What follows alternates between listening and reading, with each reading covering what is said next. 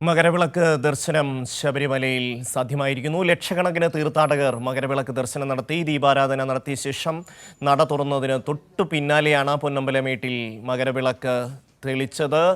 സനോജ് ചേരുന്നു. സനോജ്, 17-ാം തീയതി വരെ സർവാഭരണഭൂഷിതനായ അയ്യപ്പന്റെ ദർശനം സാധ്യമാകും. 19-നാണ് നടയടയ്ക്കുക.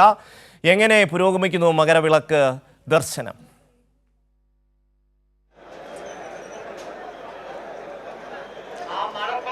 മണ്ഡല മകരവിളക്ക് മഹോത്സവത്തിന് പരിസമാപ്തി കുറിച്ചുകൊണ്ടുള്ള മകരവിളക്ക് ദിനത്തിൽ ഇന്ന് 10,000-ങ്ങളാണ് മകരവിളക്ക് ദർശിച്ചത്. പൊന്നമ്പലമേട്ടിൽ തെളിയിച്ച മകരവിളക്ക് അല്പം മുമ്പാണ് പൂർത്തിയായത്. ഇപ്പോൾ ചടങ്ങുകൾ നടന്നുകൊണ്ടിരിക്കുന്നു. അതായത് 6:30യോടുകൂടിയാണ് പന്തളം വലിയ കോയിക്കൽ ക്ഷേത്ര സമീപമുള്ള സാമ്പ്രിക്കൽ കൊട്ടാരത്തിൽ നിന്നും ആരംഭിച്ച തിരുവാഭരണ ഘോഷയാത്ര 6:30 സന്നിധാനത്ത് എത്തിച്ചേർന്നത്. ഈ ഞാൻ നിൽക്കുന്ന സോപാനത്തിന് ചുവട്ടിൽ മന്ത്രിയും ദേവസ്വം ബോർഡ് പ്രസിഡന്റും മറ്റ് ഭാരവാഹികളും ചേർന്ന് തിരുവാഭരണ ഘോഷയാത്രയെ സ്വീകരിച്ചു. പിന്നീട് ഘോഷയാത്രയ്ക്ക് ശേഷം ശ്രീകോവിലിനുള്ളിലേക്ക് തന്ത്രി ഈ തിരുവാഭരണം വാങ്ങി കടന്നു. പിന്നീട് ക്ഷേത്രനട അടച്ചു. 10 മിനിറ്റോളം പൂജകൾ നടന്നു. അതിനുശേഷമായിരുന്നു തിരുവാഭരണ വിഭൂഷിതനായിട്ടുള്ള അയ്യപ്പനെ ദർശിച്ചുകൊണ്ടുള്ള ദീപാരാധന നടന്നത്. ആ ദീപാരാധന നടന്നതിന് പിന്നാലെയാണ് പൊന്നമ്പലമേട്ടിൽ 3 തവണ മകരവിളക്ക് ദർശിക്കാൻ തീർത്ഥാടകർക്ക് സൗകര്യം ഒരുക്കിയത്. ഇപ്പോൾ ഭക്തലക്ഷങ്ങൾ ഭക്തിയോടെ ഇപ്പോൾ ദർശനം സാധ്യമാക്കി മലയിറങ്ങിക്കൊണ്ടിരിക്കുകയാണ്. Thiruvithamkoor Devaswom board president PS Prashanth, ഒപ്പം തന്നെ ദേവസ്വം ബോർഡ് മന്ത്രി VN വാസവൻ, ADGP ശ്രീജിത്ത് ഉൾപ്പെടെയുള്ള സർക്കാർ സംവിധാനങ്ങൾ ഒന്നടങ്കം ഇവിടെ എല്ലാവിധ പ്രവർത്തനങ്ങളും ഏകോപിപ്പിച്ചുകൊണ്ട് സന്നിധാനത്ത് തുടർന്നിരുന്നു.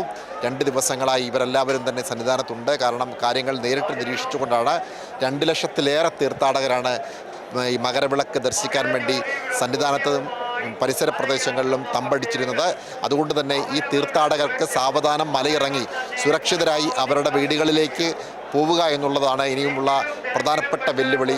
തീർത്ഥാടകർ മകരവിളക്ക് ദർശിച്ചതിന് ശേഷം തിക്കും തിരക്കും കൂട്ടി മടങ്ങാതിരിക്കാൻ വേണ്ടിയുള്ള ക്രമീകരണങ്ങൾ പോലീസ് ഒരുക്കിയിട്ടുണ്ട്. ഉച്ചഭാഷണിയിലൂടെ കർശനമായ നിർദ്ദേശങ്ങൾ പാലിക്കണമെന്നുള്ള ഒരു കാര്യം കൂടി പോലീസും ദേവസ്വം ബോർഡും നൽകുന്നുണ്ട്.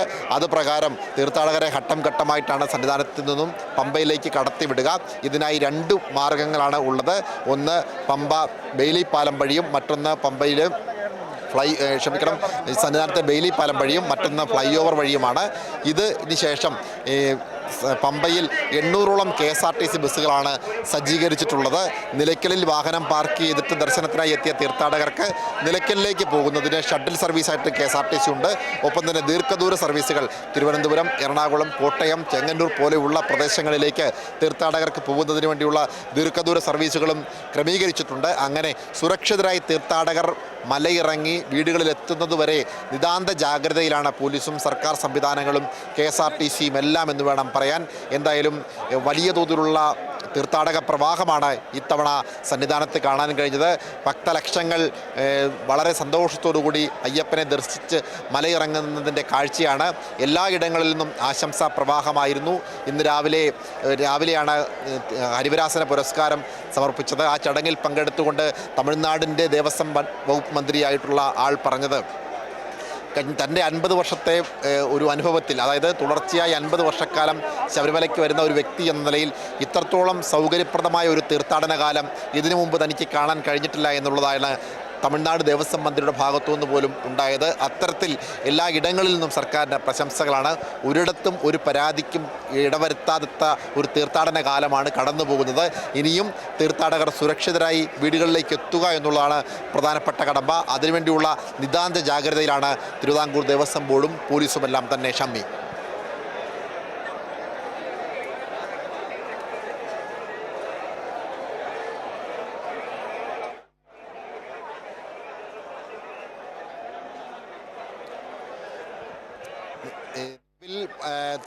പതിനായിരക്കണക്കിന് തീർത്ഥാടകർ ഇപ്പോൾ മകരജ്യോതി ദർശിച്ചതിന് ശേഷം മലയിറങ്ങിക്കൊണ്ടിരിക്കുകയാണ്. തീർത്ഥാടകർക്ക് വലിയ തോതിലുള്ള സുരക്ഷിതത്വം ഒരുക്കുന്നതിൻ്റെ ഭാഗമായി പോലീസ് ഘട്ടം ഘട്ടമായിട്ടാണ് തീർത്ഥാടകരെ ഇപ്പോൾ സന്നിധാനത്തു നിന്നും പമ്പയിലേക്ക് കടത്തിവിട്ടുകൊണ്ടിരിക്കുന്നത്.